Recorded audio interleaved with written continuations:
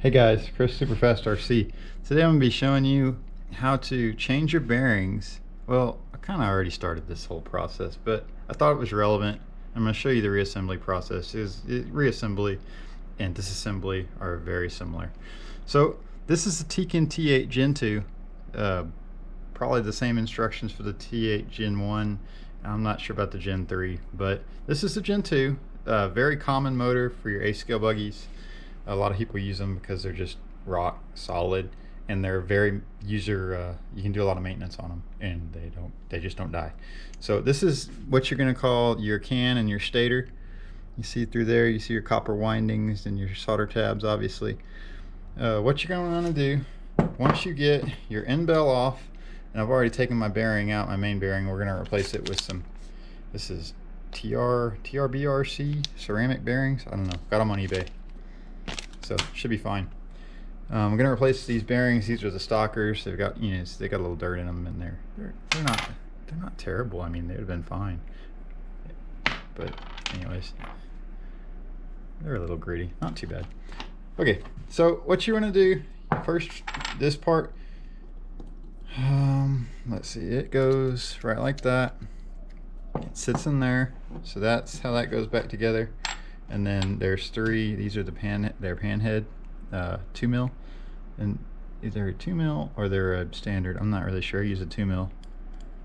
It worked fine, and that's how that goes. On top of that, there's a little wafer thing. Where is the little wafer? Here it is. I believe this goes on here like this. Yep. Kind of just a protection there for your motor wires and windings, so you don't short it out against the back of the can. So that goes there. Then you put your 3 screws in. Then that goes like this, and there's 3 countersunk screws that go there. So you take those out, you take this piece off, then undo your 3 pan head screws, cap head,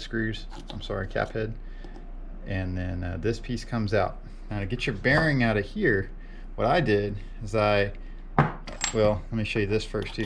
So this piece is really easy. These little cap head, these are 2.5 mil. I don't know. These are standard. These might be a 440. Look like 440 to me. So these are 440 thread. You take all these out. This thing comes right off. It's the cap, the end bell. And then you can pull your rotor out. Here's the rotor. It's, you know, wrapped in Kevlar. So go ahead and clean that while you have it out. Make sure there's no dirt, anything on there. Then you will take this side, place it like that. Take this piece. You're going to want to kind of wedge it in there because this thing's got to go through the hole so it sits flat.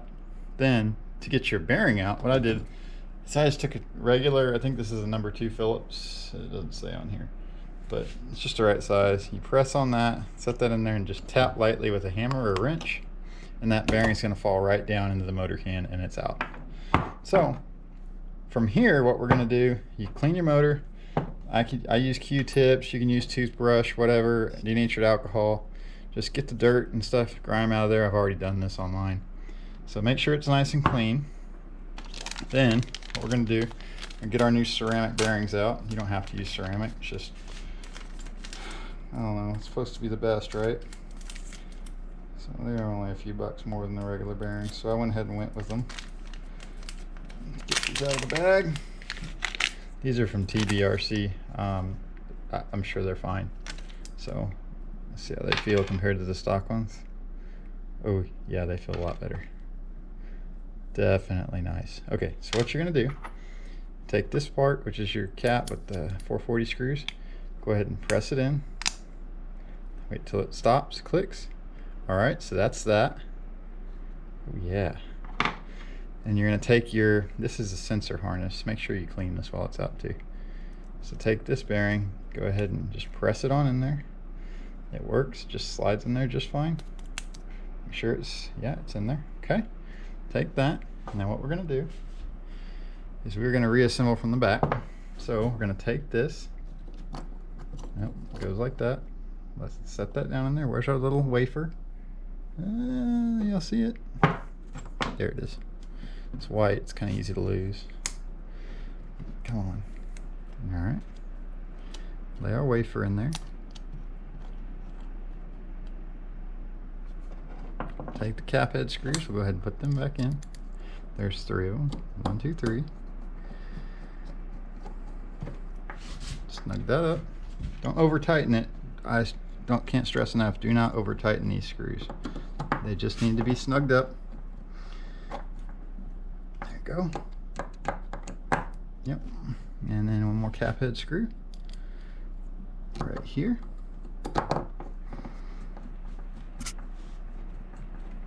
Okay.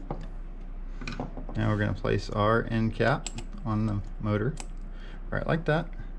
And then these are the pan head countersunk screws, and these are also 2mm.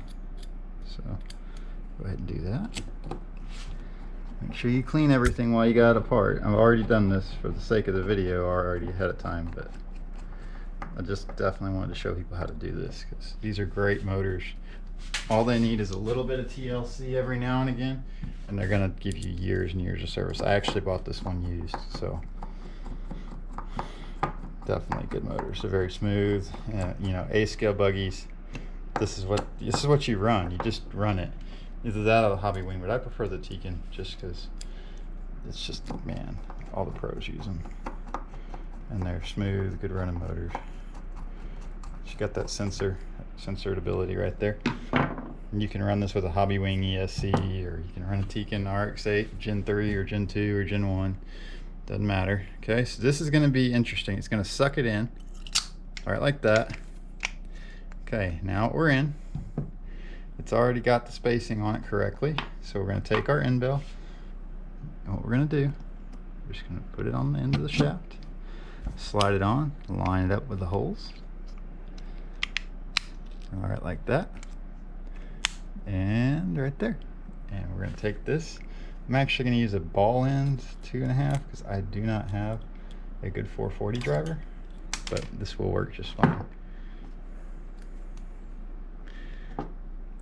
Just make sure you don't over tighten them. If you do this, you might end up stripping the screw out.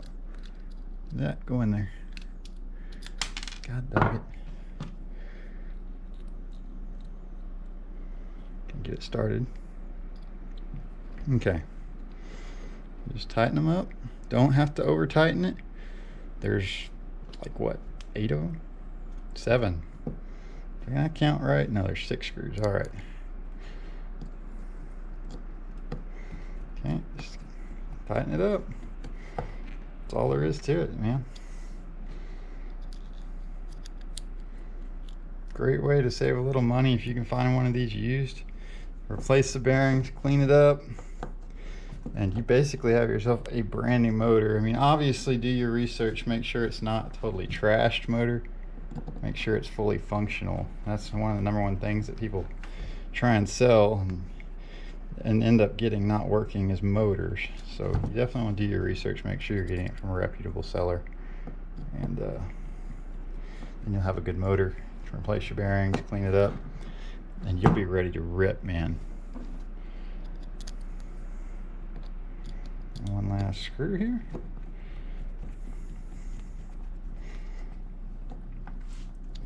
And there we have it.